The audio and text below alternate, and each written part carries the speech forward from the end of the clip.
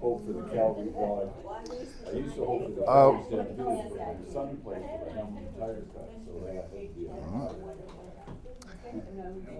All right, well, let's go ahead and get started because I've got a lot of stuff to cover today. So glad you all could make it.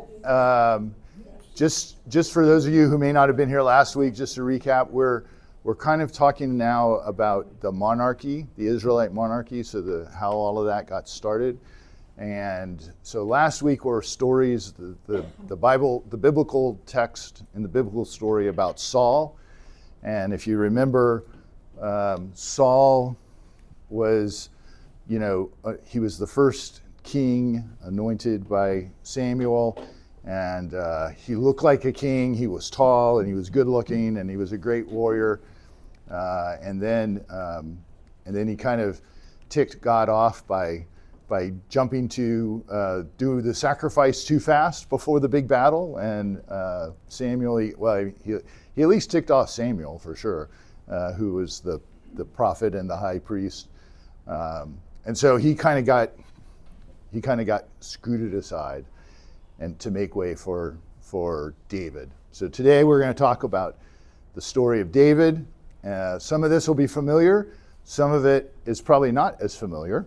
And then next week what we'll do is we'll kind of backtrack and we'll start slicing and dicing a little bit through the biblical text. Because I think what you're going to see today is, and most scholars will say that 1st and 2nd Samuel is basically a big spin, trying to make David look legitimate.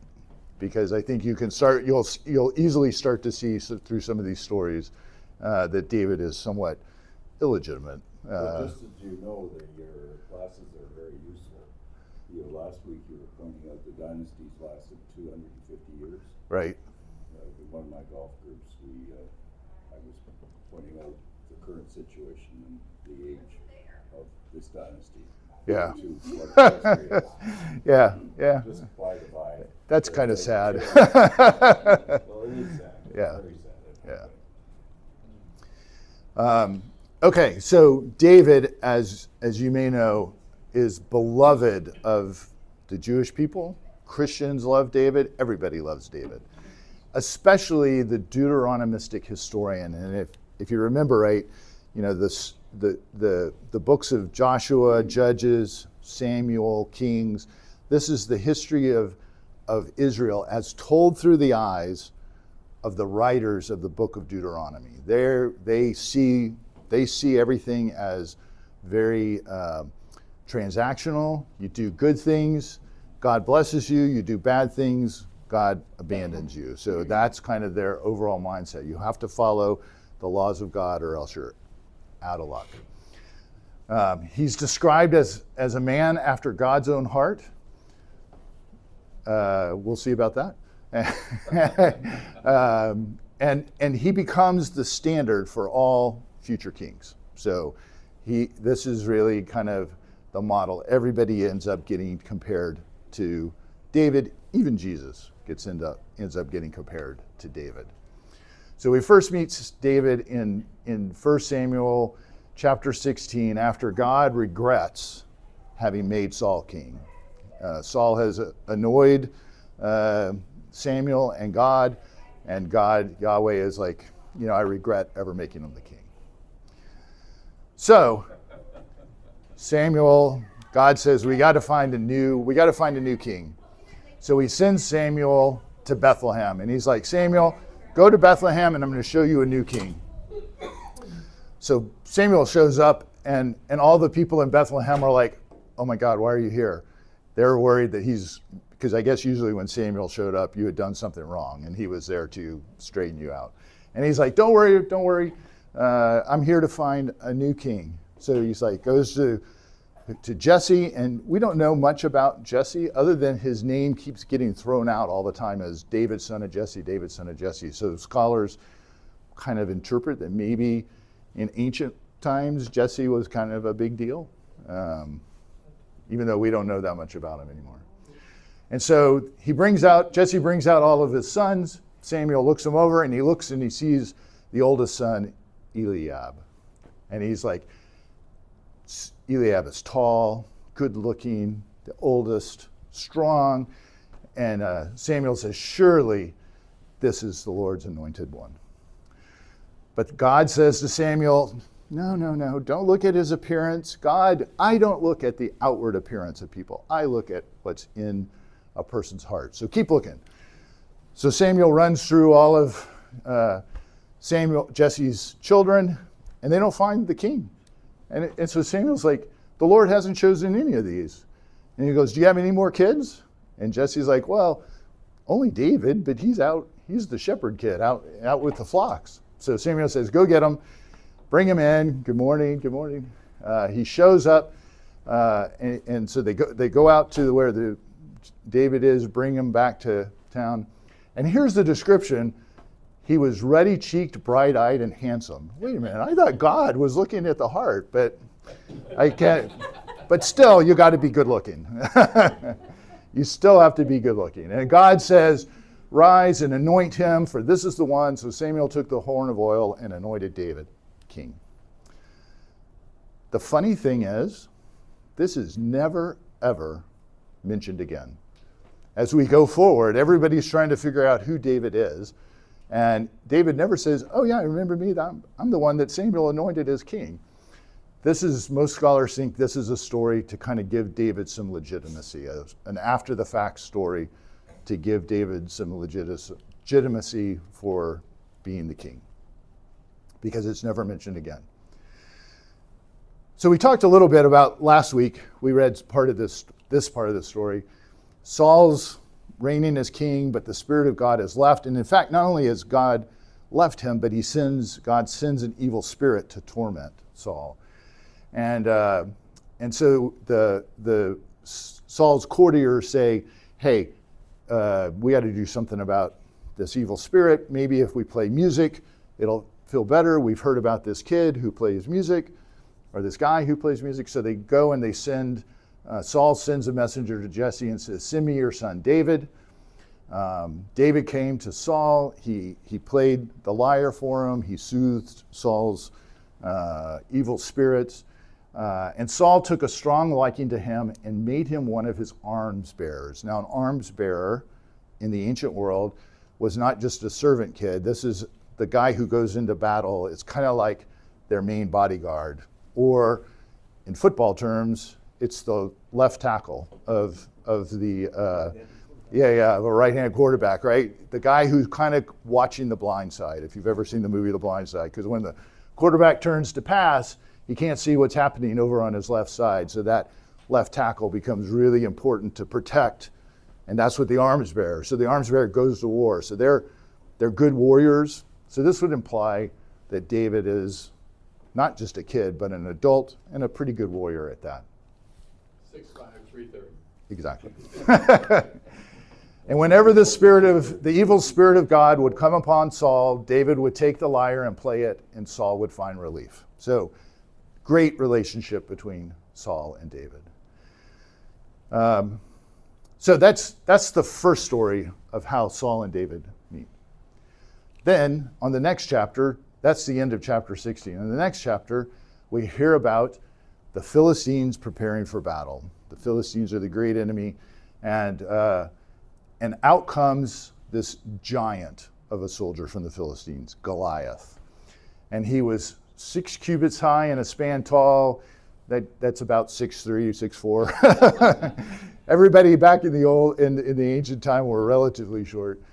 He had a bronze helmet and a bronze breastplate and bronze this and bronze that. And the shaft of his spear was like a weaver's beam. So, like a big weaving loom. Then they have to have that big beam to make. It was, and the tip of the spear weighed over 600 shekels, which is about 1,500 or 15 pounds. Not 1,500. And so he calls out to Israel and he's like, hey, we don't have to have this big battle. Send out your champion, fight me. If I kill your champion, you're going to serve us. You kill me, we'll serve you. Easy peasy. So now David was the son of Jesse. It's like, oh yeah, we knew that already, right? We just read that like 2 chapters ago. This is again views of different traditions, different documents, different texts that have kind of gotten edited together. So we're getting reintroduced again to David, son of Jesse. Jesse said to his son, hey, take some food. This one definitely appears David as a kid. Take some food, take some stuff, go visit your brother, take some cheese and give it to the captain of their legion so that they'll treat our brothers right. Find out how everybody's doing. So David takes the stuff, heads out to the battle lines, and when he gets there, he hears Goliath coming out to challenge Israel. And the men of Israel were saying, do you see that man who's coming out? He comes out to defy Israel. The man who kills him will be rewarded by the king with great riches, and he will also give him his daughter in marriage. And David say, wait, what? Say that again? What do I get if I kill this guy? He's like, I could do that. I could do that. And his brother Eliab's there, and it's interesting because his brother says, he gets angry and he's like, what are you doing here? Why did you leave the sheep? I know you, your impudence, your impertinence. You came down to watch the fighting and to get into trouble. Clearly his older brother doesn't care much for David. And David's like, what did I do? I was just asking a question. That's all I was doing. I was just asking a question. So this conversation got overheard and got back to Saul. And Saul sends for David and says, I want to hear you. So it doesn't appear Saul knows who David is in this part of the story, in this version of the story. And David said to Saul, hey, don't worry, your servant, me, I'll go and I'll fight the Philistine. And Saul says, you can't go fight the Philistine. You're just a kid. And David says, hey, your servant. Again, this is key words. David is Saul's servant. Putting words in David's mouth to make sure that it's clear that David was nothing but loyal to Saul. Hey, Richard. Hey, I've been tending sheep, and when bears and lions come, I fight them off with my sling and I kill them. This guy isn't anything different than a big bear or a big lion. So Saul says, okay, go ahead. And so now we get just a little bit of famous art. Google David and Goliath art history. You will get hundreds of pictures, famous paintings of David fighting Goliath. There's tons of them all over the place. One of the best known stories, if not the best known, I'd put it up there with Jesus. The stories of Jesus is the story of David and Goliath.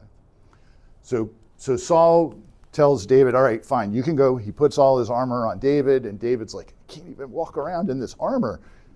Although we read earlier that David was his arms bearer, it seems like he should have armor, but in this story, he's a boy. So David takes off the armor. He said, I'm not going to do it. And he takes his stick, his shepherd's staff, goes get some stones out of the creek, and he heads out to fight Goliath. And Goliath, and again, we get the picture that David is ruddy and handsome. So he's good. Just in case you forgot, David is a good-looking kid.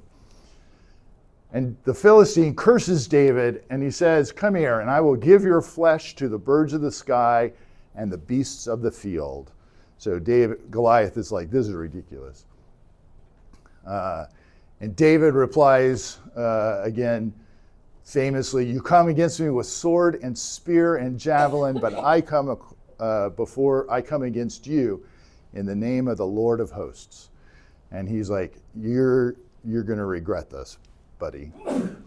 And so he starts to advance, and David puts his hand in his bag, pulls out the rock, puts it in a sling, hits Goliath right in the forehead, and down falls the giant.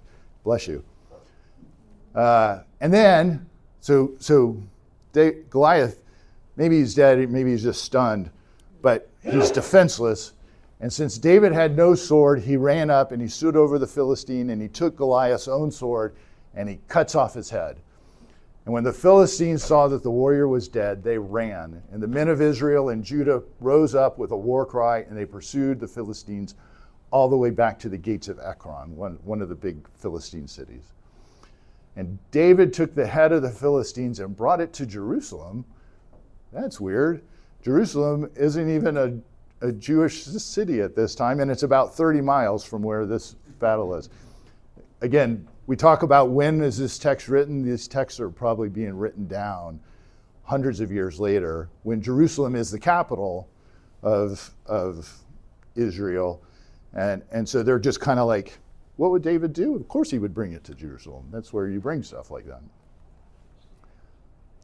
And then one last one of David, Caravaggio.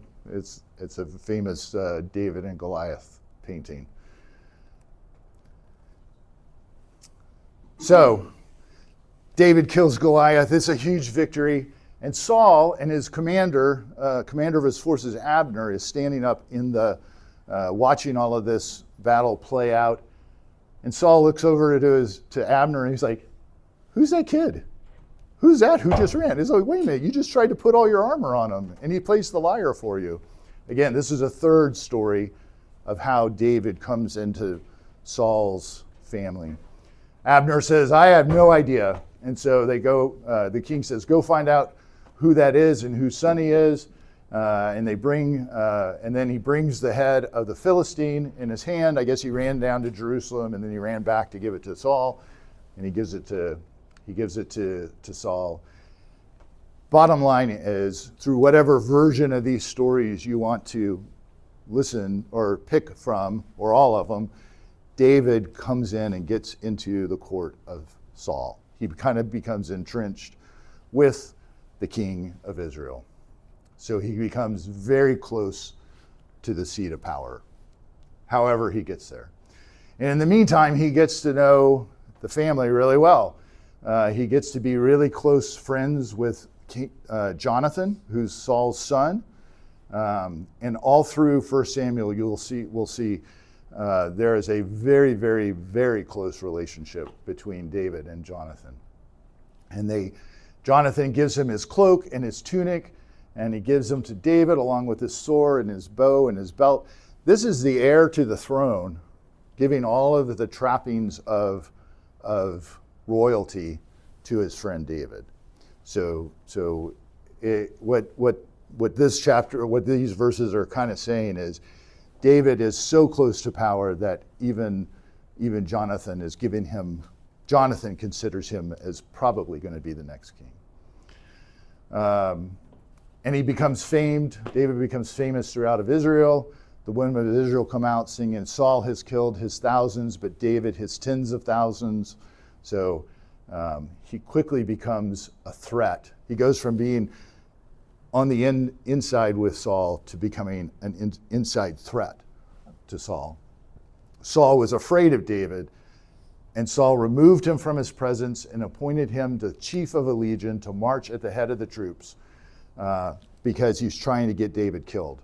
He says, if I make him a commander and put him at the front, where do all the people in the front go? What happens to them? 99% of them get killed in the first wave of the battle. But the Lord was with David, and when Saul saw that David was successful, he dreaded him. And I didn't put this verse in, but we read it last week. Saul is like, all he lacks is the crown, and the kingdom is his. You know, he's basically becoming the king. And Saul's daughter, Michal, really likes David because he's handsome. He's a good-looking guy. He's hot. So Saul's like, hey, this is a good idea. I promised him that I was going to marry him to my daughter for killing Goliath. And he's like, here's the deal, David. I would love to have you marry my daughter and come into my family, but you have to pay the dowry, and the dowry is 100 Philistine foreskins. So David has to go, and most Philistines aren't going to give up their foreskins readily. So you got to go kill the Philistines to get the foreskins. And he's like 100, he's for sure going to die somewhere along the way. And so they send him out, and David's like, okay, no problem. And before the time, and I guess he gave him a time. The Bible doesn't really say what the time, but there's probably you got to do this within 6 months or some period. But before the time it expired, David went out with his men and he killed 200 Philistines. And he brings them back, and boy, wouldn't you love to be there as he counts out the foreskins in front of King Saul. It's I didn't write this stuff. I'm just telling you what's in your Bible. I'm just telling you what's in your Bible. So David marries Michal, and Saul grew more afraid of David, and Saul was David's enemy ever after. So then Saul's like, okay, the foreskin trick didn't work. So he's like, I'm going to go, maybe I can get Jonathan and convince Jonathan. And Jonathan, he tries to talk to Jonathan, and he's like, this guy's going to try, he's out for your throne or for your dynasty.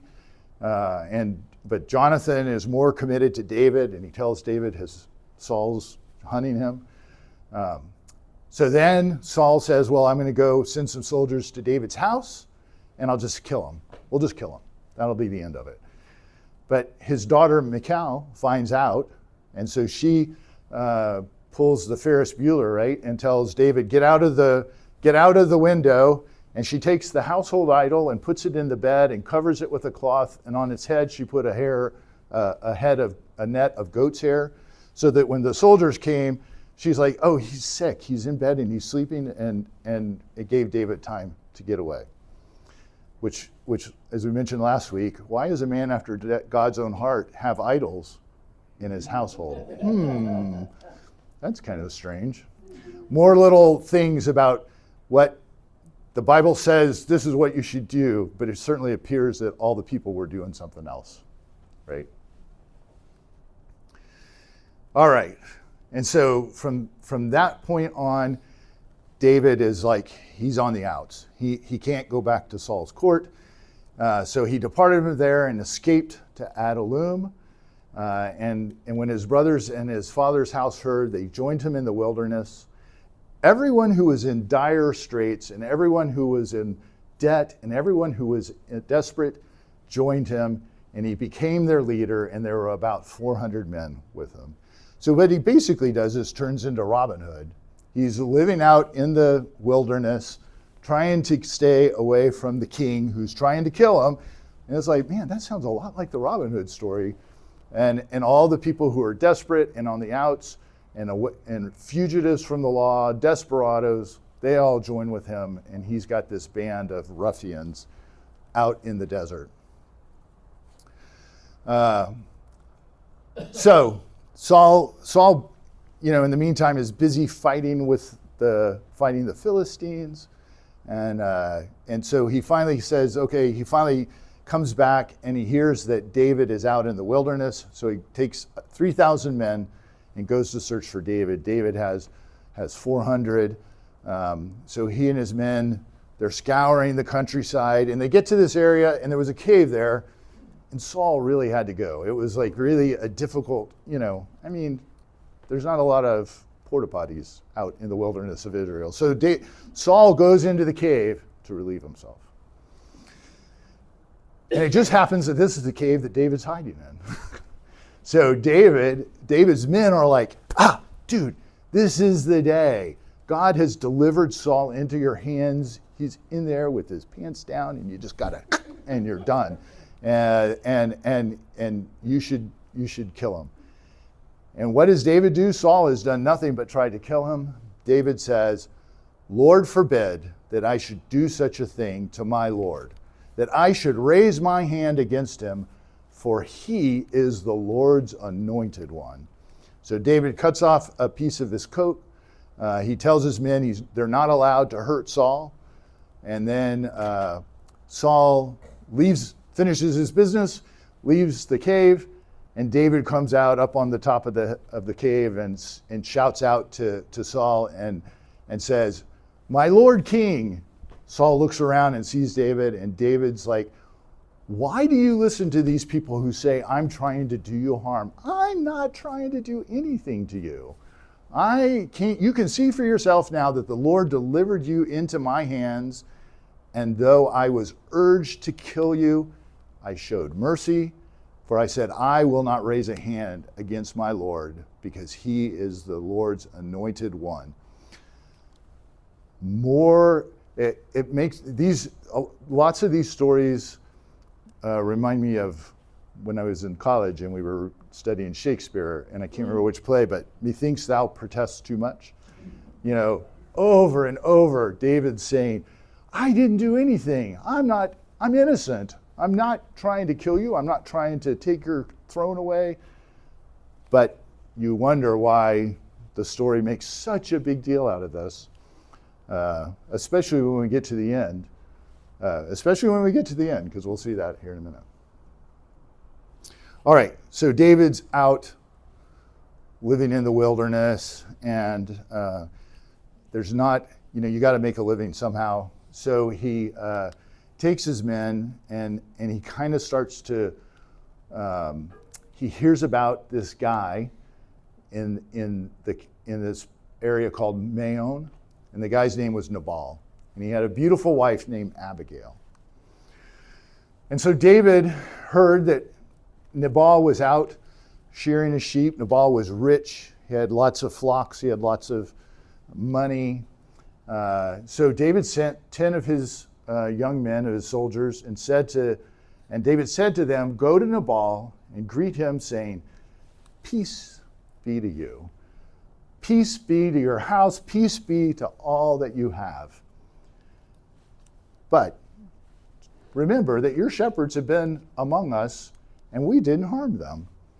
And they missed nothing all the time when they were out in Carmel. Ask your young men, and they'll tell you that we didn't hurt them at all. Therefore, let my young men find favor in your sight, for we have come on a feast day. Please give whatever you have at hand to your servants and your son David. This is basically a classic protection racket. Hey, you guys are out there and nothing bad happened to them. In fact, we didn't hurt them at all. We didn't steal anything. And if you'd like that to continue, pay up and we'll continue to protect you. This is the best part.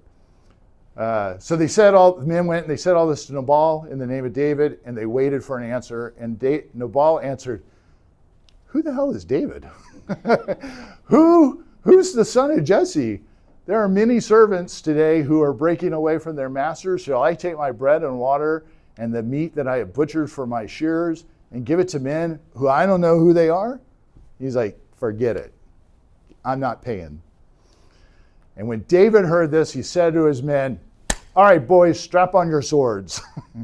We're going to go visit Nabal. So all his men put on their swords, about 400 men, and they all went up with David on their way to the house to Nabal. And I don't think they were going to ask nicely again. This time with the swords, it wasn't going to be peace to you and peace to your family.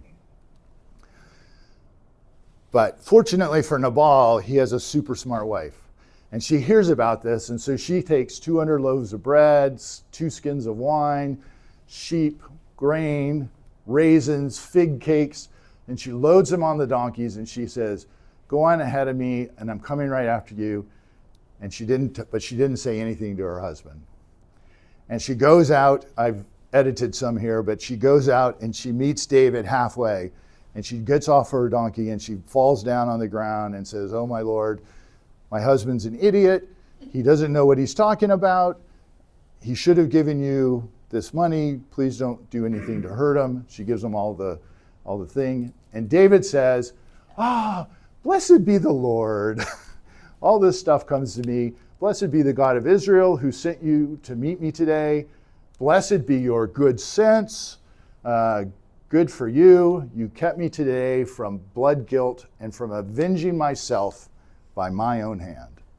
So thank goodness for Abigail, because she keeps David from being forced to go kill Nabal and all of his family. That seems, sounds kind of sketchy to me. So Abigail goes home to Nabal, and in the morning when the wine had gone out of Nabal, I guess he was drinking while his wife was gone, she told him what had happened, and he became like a stone, and the Lord struck Nabal and he died. So Nabal dies, but it's not from David, it's from God. God's the one who kills Nabal. And when David heard that Nabal was dead, he said, "Blessed be the Lord who has judged the case of Nabal's insult to me." And he kept back his servant from evil. And then David sent word to Abigail that he was going to make her his wife. So fortunately in this story, God kills Nabal. David doesn't have to do anything bad. And then at the end of the day, David is just a nice guy. And, what are you going to do? I got to marry Abigail. And, oh, by the way, when I marry Abigail, I get all of her riches, her husband's, all of his flocks and all of his sheep. So, he ends up becoming richer and richer as he's out in the desert. Was Abigail the first one that he was committed to marrying? No, the first one was Michal, who was Saul's wife. What happened to the other wife? We never really hear much. She just kind of hangs around, I guess. I mean, everybody had lots of wives back then, so there's a list of wives, and we'll talk a little bit next week. There's a passage, a very interesting passage where they list out a bunch of wives that David had.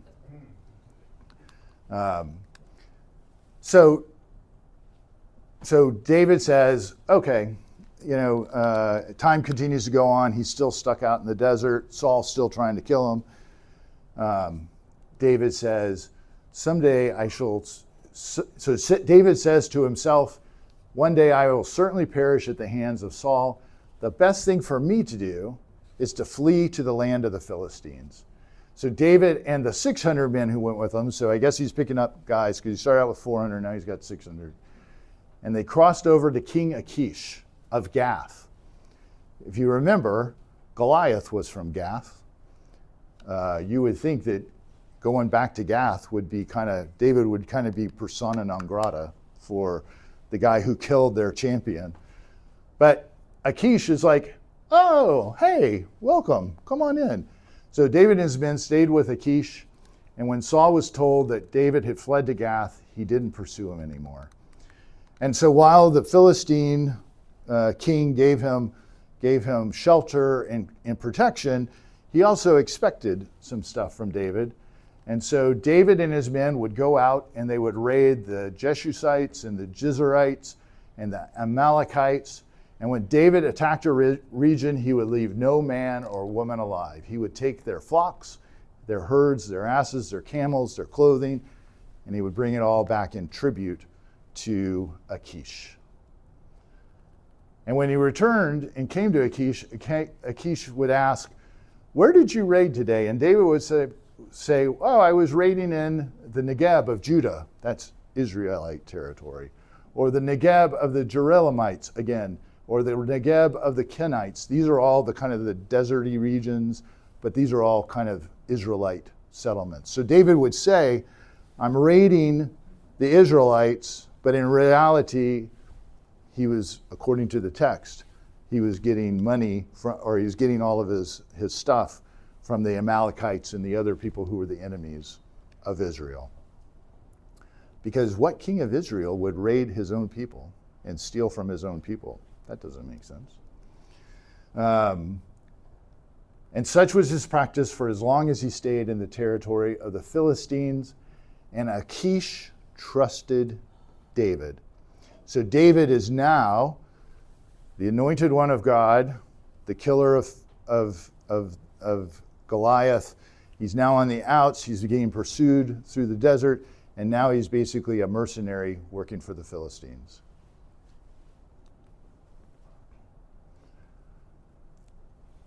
And then we get to the big climactic battle where Saul ends up dying. But last week we kind of talked about that battle from Saul's point of view, right? And he was worried about it because Samuel was dead. He wasn't getting any guidance from God. He wasn't getting any guidance from anybody. So he has to go to this witch of Endor, who brings Saul up from the grave. She summons his ghost up, and the ghost of Samuel tells Saul, dude, you're done for. Today you're going to be with me lying in Sheol. This is the story. This is that same story, but from David's point of view. And I have to say that from a historical standpoint, you can start to see probably some of the challenges with the historicity of the stories, but it's a great story. I mean, this is like Game of Thrones type stuff. It's awesome. Okay, so the Philistines are getting ready and they're mustering their forces for war, ready to take the field against Israel. And Achish says to David, hey, you know that you and your men have to march with my forces. And David, the anointed Israelite king, says, surely you know what your servant will do. I will be right there beside you, my brother. In that case, Achish replies to David, I will appoint you my personal bodyguard for life. So David, it's not just a relationship of convenience, but Achish is convinced that David is the guy that he's going to trust his life with. So the Philistines mustered all their forces while Israel was getting ready, and they were going to come have the big climactic battle. And all the Philistine lords came marching from their other cities. So if you remember the map, that we've had up in the past, there's in the southwest corner of Israel, is kind of where the Philistines were, kind of today where the Gaza Strip is, and there's these ancient cities, or these Philistine cities. So these are all those kings from those city-states coming and bringing their troops to kind of mass together to fight against the Israelites. And the Philistines, they all get together, and the Philistine kings look around and they're like, who are these Israelites? Who are these Hebrew guys? What are they doing here? And Achish says, oh, don't worry. This is David. He's my guy. He's been with me for years now, and I've personally vouched for him. I have found no fault in him from the day that he defected from Israel until today. But the Philistine officers were angry with Achish, and they were like, no way, no how, we're not going to have him fight beside us, because once we're in the middle of the battle, they could easily just turn on us, and now they're part of an enemy, and now we're exposed. So he shall not march with us to battle, or else he may become an adversary on the field. So Achish summons to David and says, David, I know you're an honest man, and I would like to have you serve in my forces, but you are not acceptable to the other lords. So go back in peace and do nothing to displease the Philistine kings. And David said to Achish, what have I done? What fault have you found in your servant? David's like, I want to go fight with you. But Achish is like, no, it just can't be. Even though I would love to have you there, you can't do it. But you need to leave, and you need to leave quick. So the next morning, David and his men rose to leave, and they returned to the land of the Philistines, while the Philistines marched up to Jezreel to fight with King Saul. The upshot of this is, according to the biblical text, David was nowhere near the battle where King Saul died, even though he had been fighting with the Philistines for several years. So David takes off. He stays for 2 days, and he gets to this little town called Ziklag, and he stays there. And on the third day, a man comes from Saul's camp with his clothes rent, earth on his head, and he approaches David, and he flings himself to the ground and bows low. And David says, where are you coming from? And the man who came says, I just escaped from the camp of Israel. And David says, what happened? Tell me what happened. And he told David how the troops of Israel had fled the battlefield, and that moreover, many of the troops had fallen and died, and also that Saul and his son Jonathan were dead. And David says, how do you know that Saul and his son Jonathan are dead? And the young man answered, I happened to be at Mount Gilboa, And I saw Saul leaning on his spear with the chariots and the horsemen closing in on him. And he looked around and he saw me and he called to me. And when I responded, he asked me, "Who are you?" And I told him, "I'm an Amalekite, one of the enemies of Israel." And then he said to me, "Stand over me and finish me off, for I'm in agony and I am barely alive." And so the young man stood over him. So I stood over him and I killed him, for I knew that he would never rise from where he was lying. And then I took the crown from his head and the armlet from his arm, and I have brought them here to you, my Lord. So, number one, this is a different story than what we heard from King Saul's point of view. According to the story last week, Saul fell on his own sword in order to not fall into Philistine hands. Here, this Amalekite kills him and takes the armlet and the crown, the symbols of being the king. Whoever's got the crown and the armlet, that's the king. And does he take them to Saul's other children? Because Saul has other heirs. Nope, he doesn't take them to them. He takes them to David. That's kind of interesting. And so David took hold of his clothes and he tore them, and he did as did all of his men, and they lamented and they wept and they fasted until evening, for Saul and his son Jonathan had fallen by the sword. And David said to the young man, "How dare you lift your hand and kill the Lord's anointed?" And thereupon David called one of his attendants and said to him, "Come and strike him." And they struck him down and they died. So the guy who brings David all the kingship stuff, he's gone. And if you haven't been counting, David's racking up a pretty high body count by this time. But he was never the one who did it. It was always somebody else who did the killing. And he said, "Your mouth testified against you. This is on your own head. Your own mouth testified against you when you said, 'I put the Lord's anointed to death.'" And then David sang this song to David, and he says, a famous, again, anytime you read poetry in the Old Testament, that's likely some of the older texts versus the prose, which are some of the newer texts. And this is David's lament. "Your glory, O Israel, lies slain on your heights. How the mighty have fallen. Daughters of Israel weep over Saul. How the mighty have fallen in the thick of battle. Jonathan, slain on your heights. I grieve for you, my brother Jonathan. You are most dear to me. Your love was wonderful to me, more than the love of women. How the mighty have fallen. How the weapons have perished." So David this is like a world record for me because I got through all of that. So we had a lot of time for discussion. So at the end of the day, David now has Saul's gone, Jonathan's gone, he's got the crown, he's got the armlet, he's got all the trappings of power, and he's poised to become the next king. But none of it was his fault.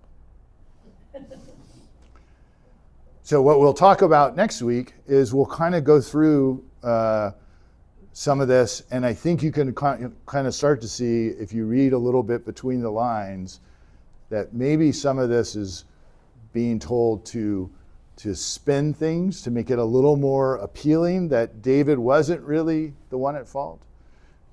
Scholars there's a lot of scholars who have done deep dives into this and gone through several of these texts and kind of said, yeah, I don't know if this story is exactly the way it is, the way it's portrayed for us. And we'll spend some time next week kind of walking through some of that.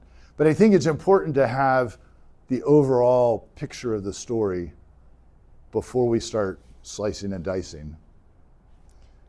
You guys have any questions? Yes? Back when David was learning what he would get if he slayed Goliath, one of them was his house would be exempt.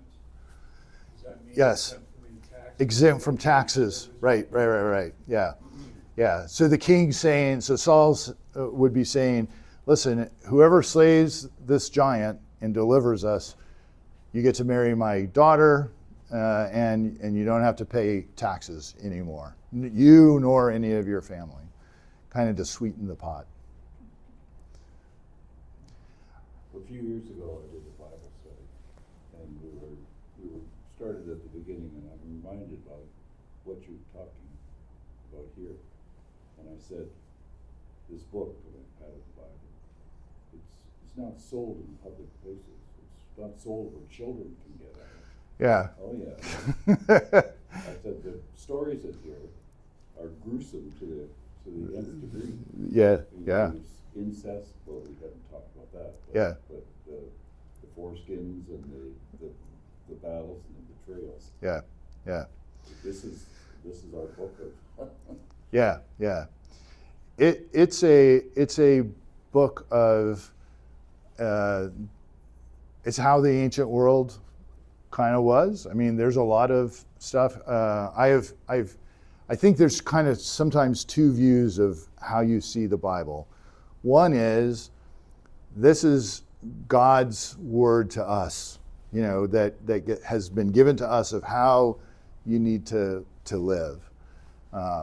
But within that, there's a lot of messiness.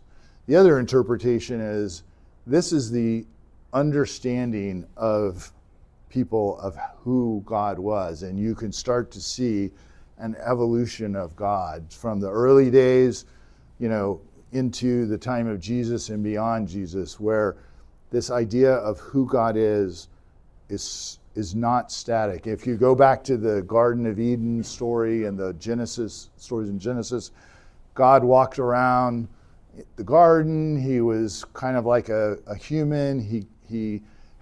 God has emotions. God gets angry. God gets resentful.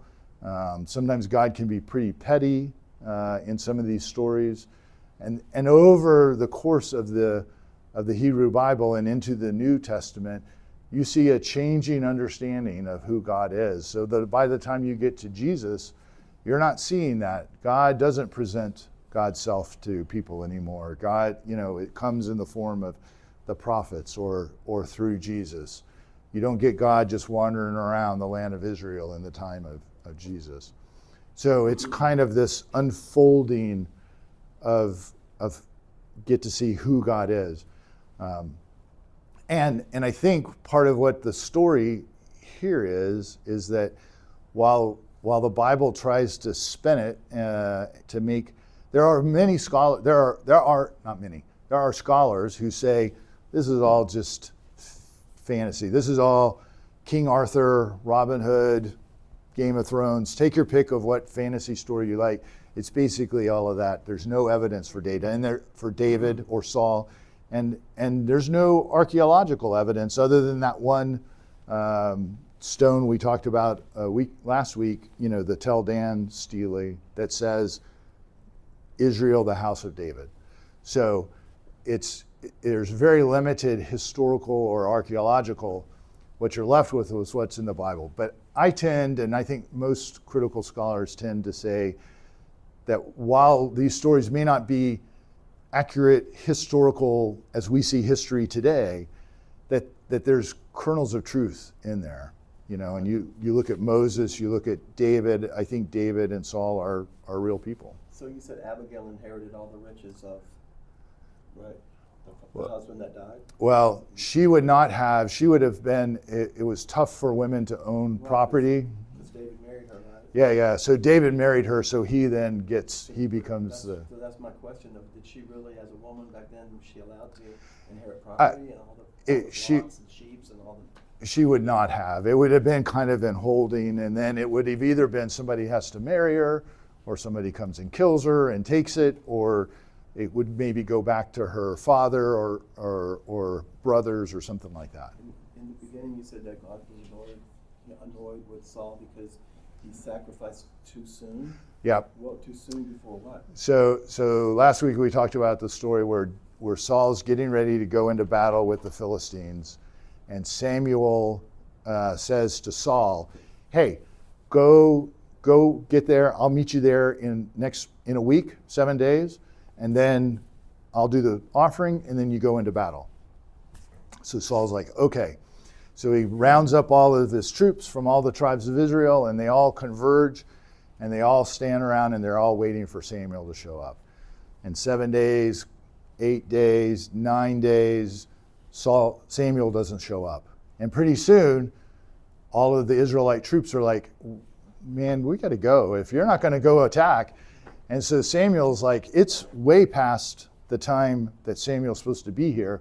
He's like, I tell you what, I'm the king. My men are starting to leave. The Philistines are getting ready to attack. Set up the altar. I'll give the blessing. We'll do the sacrifice, and we'll go to the battle. So they do the sacrifice, and then who shows up right when the sacrifice is done but Samuel? And Samuel's like, this is terrible. What have you done?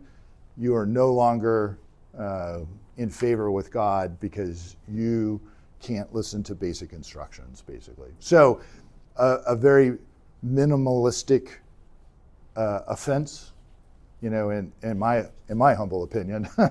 But for the writers of the Hebrew Bible, that was enough to be able to say, you're out.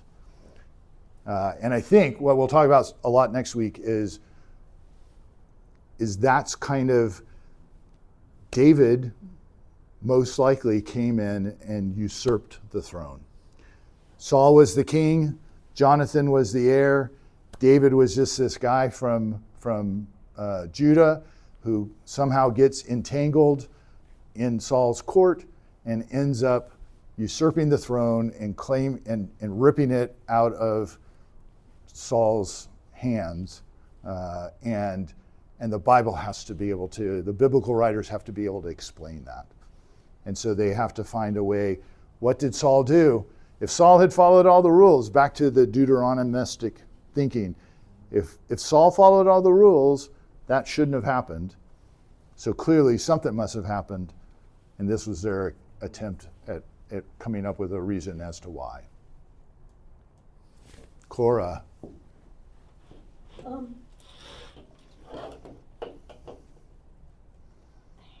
can Christians justify, well, first of all, how can the Hebrews justify the Old Testament when Moses gave them the Ten Commandments, and they have just in this particular story, Right. have broken at least 3 of them. And throughout the Old Testament. Right.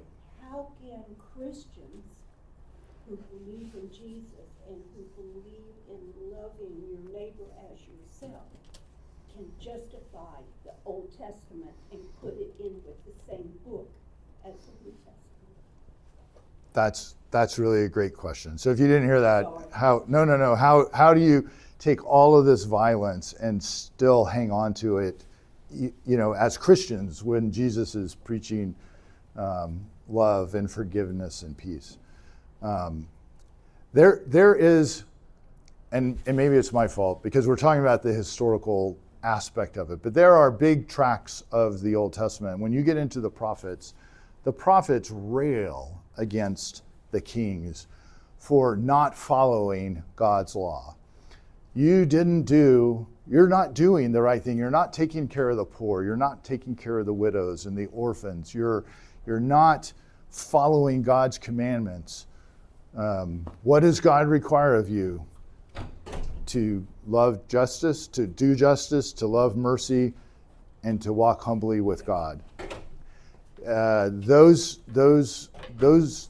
things are well documented in the Bible as well. And I think what you start seeing is within the Old Testament, this kind of clash between what actually happened and what people were doing. And I think you also have to remember that in the time frame, it seems pretty unclear when you read the quote unquote historical books. There's a lot of kings doing a lot of things that it's just like, Moses should have told, why did you not pay attention in class when Moses said not to do this? Most scholars think that these texts, the Pentateuch and these laws from Moses, were written much later. They came kind of at the end of the monarchy. That what was happening at the beginning of the monarchy and during most of the monarchy was kings just being kings, and kings just doing what kings in the ancient world did and do. I think what we have to, and I think this is the challenge when you get to, if you have friends who are, how do I say this politely? I have friends who are kind of in the evangelical tradition. I have family members, and they'll say everything in here is exactly what God says we should do. I don't know. I think that puts you in very, very difficult theological standpoint sometimes, because what you end up is trying to defend and say David is still a good guy, even though he did all these bad things, in order to make it all fit in and still be exactly the way God wanted it to be. I think it's easier to say part of what Jesus was saying is kind of like Micah and Jeremiah and Isaiah, is when he comes, is like, you guys aren't listening to what the law, you're not looking at the law, you're following the law. Jesus was all about, he talks about you're following the law, you're doing, these things, but you're being hypocritical because you're not following the truth. If you say it's a sin to commit adultery, but if you have impure thoughts, that's just as much of a sin. You can't just kind of go and do a small sacrifice and then ignore the big stuff. You have to really pay attention. Why are you judging people for the speck in their eye, speaking maybe to the Pharisees who are kind of requiring these, or the Sadducees requiring these big sacrifices, when you're ignoring the log in your own eye? So I think it's when you take it and you say, this is a human document, inspired by God, inspired by people trying to understand and work out who God is. Just as today, we're all trying to work out who God is. I think it's a little more acceptable at that point. It's kind of like, this is where we came from, and hopefully the trajectory that we're on is you would hope that the trajectory that we're on from the Old Testament to the New Testament into today is one of less of this violence and more of love and forgiveness and acceptance.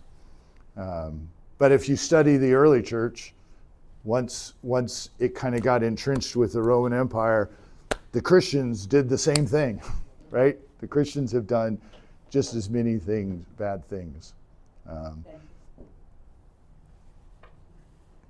No, this is great. Thank you guys for coming. We'll be back next week, and we'll talk about we'll do a little more slicing and dicing, and I think you'll find that to be kind of interesting. Have a great week.